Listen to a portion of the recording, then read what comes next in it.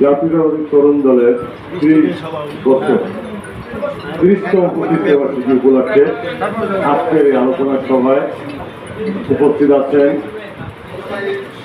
সত্য গতকালকের যে কমিটি অনুমোদন হয়েছে বরগুনা জেলা বিএনপির আহ্বায়ক কমিটি, সেই আহ্বায়ক কমিটির আমার ছেলের ছোট ভাই, অত্যন্ত পরিশ্রমী নেতা যাকে বলে এবং অত্যন্ত সজ্জন ব্যক্তিত্ব হুমায়ুন হাসান শাহীন উপস্থিত আছেন। আজকের এই অনুষ্ঠানে পৌর বিএনপির সাবেক সাধারণ সম্পাদক যারা আবুল কালাম আজাদ উপস্থিত আছেন। তরুণ দলের জাতীয়তাবাদী তরুণ দল বরগুনা জেলা শাখার সম্মানিত সভাপতি এবং সাধারণ সম্পাদক উপস্থিত আছেন। অন্যান্য দলের নেতৃবৃন্দ সহ বিশেষ করে আমার প্রিয় দুজন সাংবাদিক ভাইয়ের উপস্থিত আছে, যাদের সব জায়গায় দেখা যায়। একজন হল শাহ আলী আর একজন হল অবি। যাই হোক, আজকে 30তম প্রতিষ্ঠা বার্ষিকী আজকে আমরা এমন সময় আজকে পালন করতে যাচ্ছি, যার আগের দিন একটা শুভ সংবাদ। সেই প্রতীক্ষিত কমিটি কিছুদিন আগে শাহীন ছিল, আমি একটা সভা বরগুনাতে আমাদের কিছু সিনিয়র নেতৃবৃন্দের অধীনে আমাদের গোষ্ঠীময় কিছু লোকের নেতৃত্বে হয়েছিল, আমরা কিছু লোক ইনভেট ছিলাম গেল মাসের 5 তারিখে। সেইখানে আমি অত্যন্ত শক্ত কথা বলছিলাম।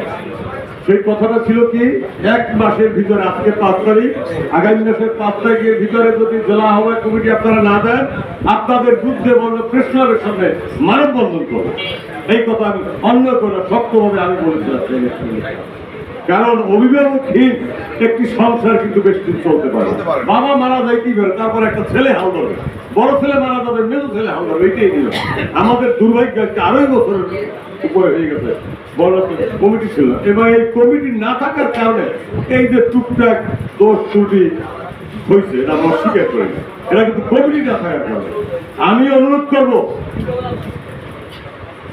আজকে থেকে না, গতকালকে কমিটি ঘোষণা হয়েছে পর থেকে এই তরুণ দল সহ সমস্ত সংগঠন সহ মূল দলে আমরা যারা আছি সবাইকে অনুরোধ করবো, আল্লাহর হস্তে যদি কেউ এতদিন চাঁদাবাজি করে থাকেন, আল্লাহর হস্তে এখন থেকে ফিরে যান। বরগুনা জেলা বিএনপিতে কোনো চাঁদাবাজি, কোনো সন্ত্রাসীর স্থান হবে না। আমার মনে হয় আমার সাথে বর্তমান আহ্বায়ক কমিটির আহ্বায়ক সদস্য সচিব আমার সাথে একমত হবে। আপনারা বের হয়ে তারেক রহমানের একটা পোস্টার ওই সামনে লেখা আছে, উপরের 4টে লাইন পড়বেন, ওইখানে কি লেখা আছে আমি পড়িয়ে শোনাই।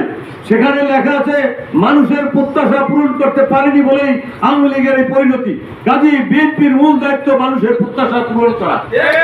আমার নেতার নির্দেশনা কি বলেন? আকাম করতে হয়েছে, হ্যাঁ, তা খাই আরেকজনের জায়গায় প্রধানমন্ত্রী দেখতেছে বলে নাই। চাঁদাবাজি করতে হয়েছে বলে নাই। আজকের মুসলিমীয় আমরা কিন্তু কতিপয় পোলাপান যেগুলো করছে এর দায় দায়িত্ব কিন্তু আমরা নেব না। জেলা বিএনপি এই দায় দায়িত্ব নেবে না। আজকে আমি এই তরুণ দলের প্রতিষ্ঠা বার্ষিকীতে একটা মেসেজ, এই তরুণ দলের যারা নেতৃবৃন্দ, যারা সদস্য, যারা ভাইয়েরা আছো, তোমাদেরকে আমি হাত জোর করে অনুরোধ করবো, তোমরা ভালো কাজ করো। ভাই, ভালো কাজ করেও কিন্তু আগানো যায়। কোনোদিন খারাপ কাজ করে তারা কিন্তু দীর্ঘস্থায়ী হয় না।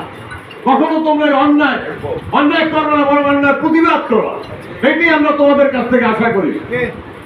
আজকের আমরা দীর্ঘ 16টি বছর আন্দোলন করেছি। কি জন্য করেছি? একটি সংসদ নির্বাচনের জন্য, একটি সঠিক নির্বাচনের মাধ্যমে একটি সংসদ নির্বাচন হবে, এই জন্য আমরা আন্দোলন করেছি। কতিপয় দল আজকে নির্বাচনটাকে বানচাল করার জন্য, নির্বাচনটাকে পিছিয়ে দেওয়ার জন্য তারা আজকে পিআর পদ্ধতির দাবি করে, সংখ্যানুপাতিক পদ্ধতি নির্বাচনের দাবি করে। আমি পরশুদিন একটা মেসেজ পেয়েছি, সম্ভবত চিটাগাঙে, তারা বলেছে যে বিএনপি নির্বাচনের হলে বিরোধী দলে যাবে। আমি সেই বন্ধুদের উদ্দেশ্যে বলতে চাই, আপনাদের এত জনসমর্থন যখন, আপনারা কেন নির্বাচনটাকে পাল্টে দিচ্ছেন? আসলে আমরা সবাই মিলে একটা নির্বাচন করি, তারপর কে সরকারে যায়, কে বিরোধী দলে যায়, এটা সে 18 কোটি মানুষ সেটা সিদ্ধান্ত নেয়। এত মারতে হই না, এখন সময় আছে সামনে। যাই হোক, আমি বেশি কিছু বলবো না। আমি আপনাদের উদ্দেশ্যে একটা কথাই বলি, আমরা এতদিন ধরেন বরগুনাতে আহ্বায়ক চাইছে কয়জন জানেন আপনারা? 3 জনে চাইছে জেলা বিএনপির আহ্বায়ক, আবার সদস্য সচিব চাইছে সম্ভবত 4 জনে। 4 জনের দর দেখতে পারবে না, পারবে? আজকে কমিটি কালকে দিয়ে দিচ্ছে।